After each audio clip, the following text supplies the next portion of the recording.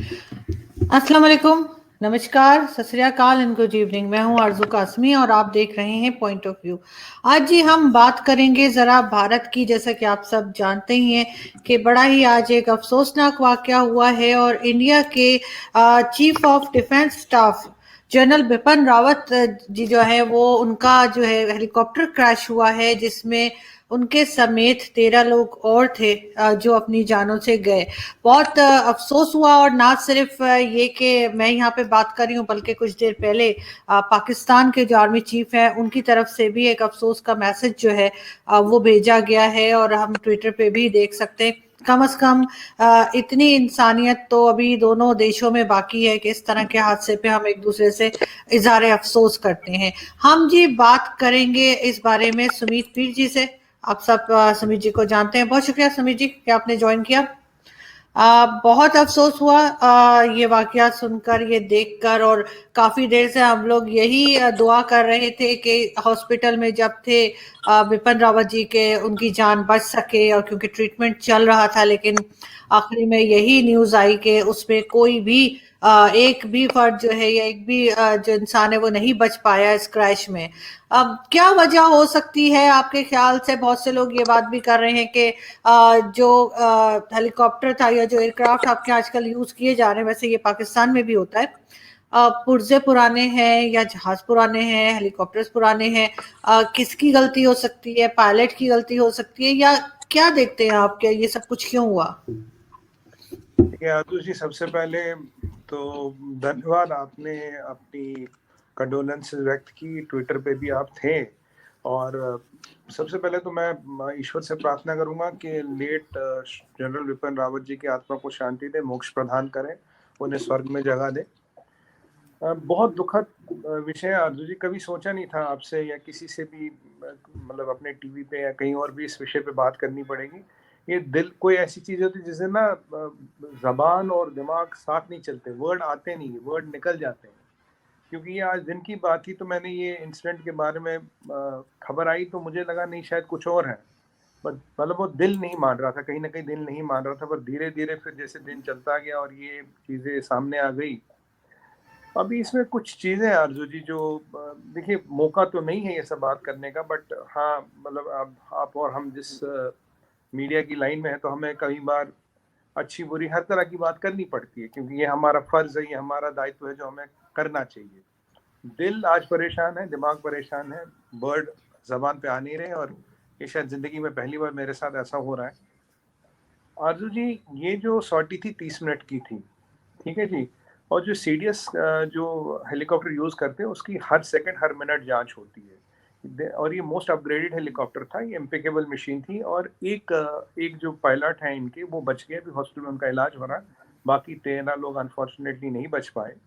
और जब ये उड़ता है एक ये बेस से लेके जो जहाँ डेस्टिनेशन थी, ये करीब 30 मिनट से कम का डिस्टेंस है, और दोनों सीओ होते हैं एयरफोर्स में, chief operating officers kind of है, वो टच में रहते हैं।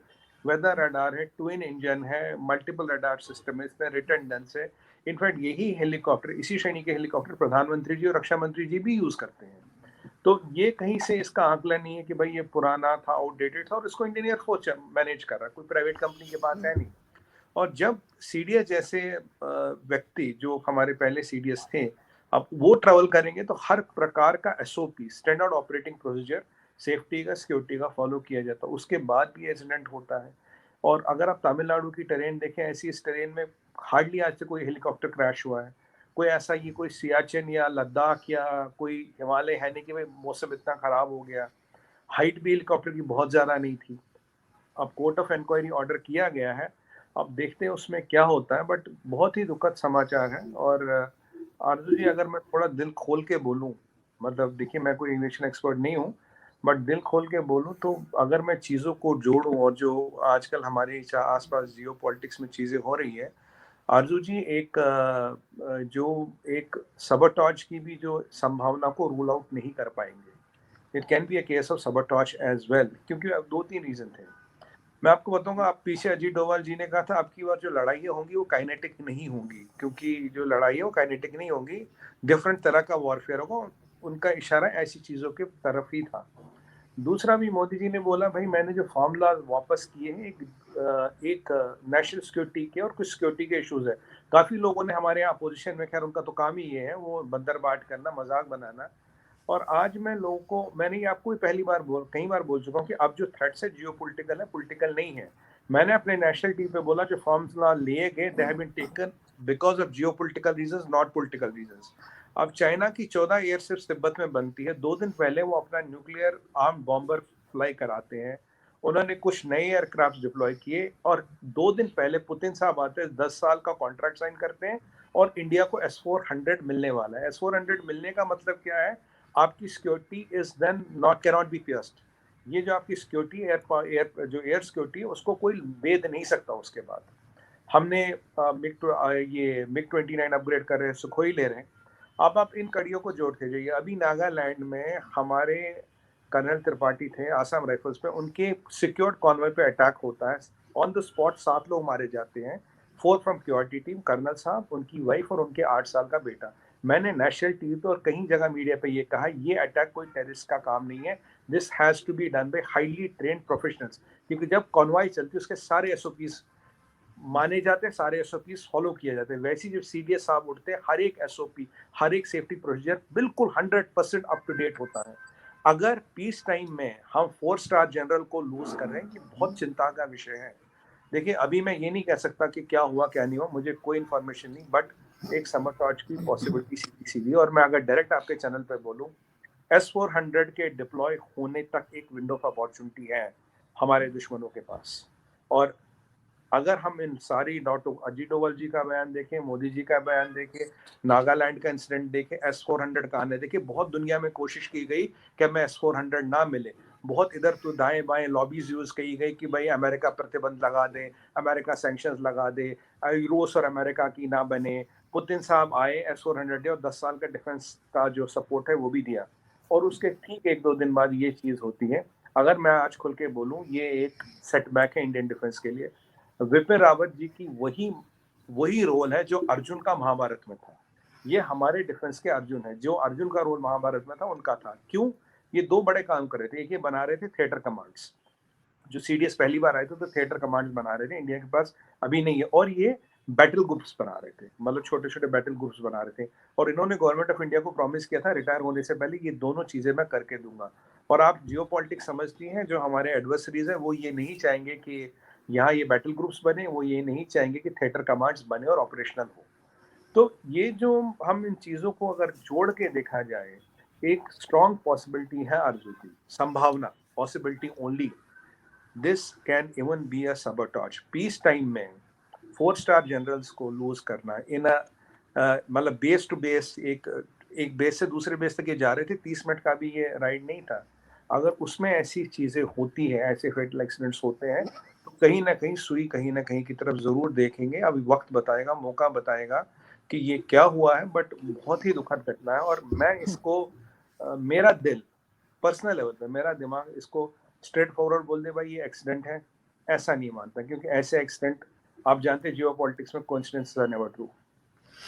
नहीं, आप ठीक कह रहे हैं सुमित जी। आप जैसे बात कर रहे हैं तो ध्यान तो खैर हर तरफ ही जाता है। अगर इस तरह का कोई हादसा हो जाए तो सब लोग हर तरफ ही देखते हैं कि क्या क्या पॉसिबिलिटीज हो सकती हैं।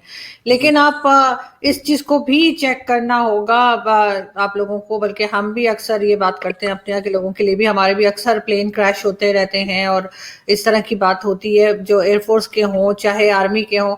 तो उसमें ये बात भी सामने आई है कि चाहे इंडिया हो या पाकिस्तान, पुर्जे भी पुराने लगाए जाते हैं इस पे। तो आप क्या मूवीज तक बन चुकी हैं।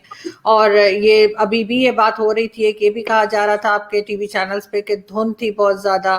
और उसके अलावा ये बात भी कह रहे हैं कि जो हेलीकॉप्टर था वो काफी पुराना था, और इस किस्म की भी बातें हो रही है। तो आप इस चीज को साइड पे तो नहीं रख सकते कि नहीं सिर्फ और सिर्फ किसी और तरफ से ही कुछ हो सकता है, हमारी कोई गलती नहीं। अपने आप को भी तो देखना पड़ेगा कि आपके जो एयरक्राफ्ट्स हैं, आपके जो चीजें हैं वो अप टू डेट हैं, कि आप लोगों ने उसको आगे किया है या नहीं किया अपडेट। ये चीज आप नहीं समझते कि देखनी चाहिए? बिल्कुल आरजू जी, और जो कोर्ट ऑफ इंक्वायरी बैठेगी वो सब चीजें देखिए। पर 2-4 फैक्ट्स में बताऊंगा। देखिए सबसे पहले ये जो हेलीकॉप्टर है, इसमें ट्विन इंजन होता है, इसमें मल्टीपल रडार सिस्टम्स है। ये अभी अपग्रेड होके आए थे 2013 में। इसकी लाइफ 40 से 50 साल होती है। और हेलीकॉप्टर में 2 तरह का स्पेयर होता है, एक जिसकी कैलेंडर लाइफ होती है, एक जिसकी रन लाइफ होती है। कोई स्पेयर ऐसे होते हैं अगर आपका हेलीकॉप्टर खड़ा भी कुछ दिनों बाद या कुछ महीने बाद उनको बदलना पड़ता है। और आरजू जी, ये कहना बहुत ही गलत होगा। देखिए, अगर कोई प्राइवेट कंपनी हेलीकॉप्टर चलाती है, मतलब कमर्शियल हेलीकॉप्टर में गड़बड़ हो सकती है। हमारे यहाँ हजारों हेलीकॉप्टर रोज उठते हैं। मुझे बताइए, जो सीडीएस का हेलीकॉप्टर है, आपको लगता है कि उसमें 1% चांस लिया जाएगा एक पुराना पुर्जा या फिर मेंटेनेंस नहीं की जाएगी? उसकी 4 बार चेक होंगे उड़ने से पहले। इनफैक्ट एयरफोर्स में रूल है, जब अगर कोई जहाज उतरता है उसका एक बार चेक होता है, फिर चलता है, फिर उतरता है, फिर चेक होता है। Before every take off there is a check. और जो ऐसे लोग हैं, इनके लिए एसओपीज बने हैं सेफ्टी के। आप बताइए, सीडीएस की लाइफ को कोई रिस्क कर सकती है कंट्री? इनके लिए एसओपीज बने हैं सेफ्टी में। इसीलिए मैंने बोला, एक पीस टाइम में 4 स्टार जनरल को लूज करना बहुत बड़ी घटना है। और इसको जो चला रहे थे, बहुत सीनियर पायलट चला रहे थे, बहुत ही सीनियर और बहुत ही एक्सपीरियंस पायलट इनको चला रहे थे, क्योंकि ये भी एक पार्ट ऑफ एसओपी होता है। मैंने आपको बताया था, सेम हेलीकॉप्टर में, इसी श्रेणी के हेलीकॉप्टर में प्राइम मिनिस्टर और रक्षा मंत्री जी भी जाते हैं। तो अगर ये हेलीकॉप्टर अप्रूव्ड है तो मान के चलिए इसमें हर तरह का सेफ्टी नॉर्म लिया गया है। अब रही धुंध की बात, आरजू जी, ये हेलीकॉप्टर सियाचिन पे उड़ते हैं, आरजू जी हेलीकॉप्टर लद्दाख पे उड़ते हैं, ये उड़ते हैं हिमालयाज पे। तो उसके कंपैरिजन में अगर आप देखें, तमिलनाडु पे अगर धुंध की, क्या वो इतना बड़ा रीजन है इतने सेफ्टी सिक्योरिटी इक्विपमेंट्स के होते हुए कि ये ऐसे क्रैश कर जाए और किसी को निकलने का मौका ना मिले? देखिए, एक चांस है कि कोई ह्यूमन एरर या ऐसा भी हो सकता है, मैं डिनाई नहीं कर रहा हूँ। बट आज हमें एक चीज बहुत क्लियर माननी पड़ेगी, अगर हम अपने जियोपॉलिटिक्स को देखें। और एक लास्ट में एक चीज और बताऊंगा, जियोपॉलिटिक्स को देखें, कोई भी संभावना को हम we cannot take it out of the table, we cannot take sabotage out of the table, that's point number 1। और एक बार मुझे याद है, अब उनको प्रणाम करते हुए स्वर्गीय बिपिन रावत जी ने खुद बोला था, we are facing 2.5 enemies। तो मतलब उनका, मैं, आप समझिए क्योंकि मेरा इशारा कहाँ की तरफ है। तो ऐसी शक्तियां हैं देश में विदेश में, क्योंकि भारत का सशक्त होना काफी लोगों को तकलीफ है, काफी लोगों को तकलीफदायक है। और वो कोई भी चीज करेंगे इसको रोकने के लिए। और एसिमेट्रिक वॉरफेयर और ये वाले चीजें आजकल कोई नई बात है, कोई इम्पॉसिबिलिटी नहीं है। बट हाँ, ये एक बहुत दुखद घटना है।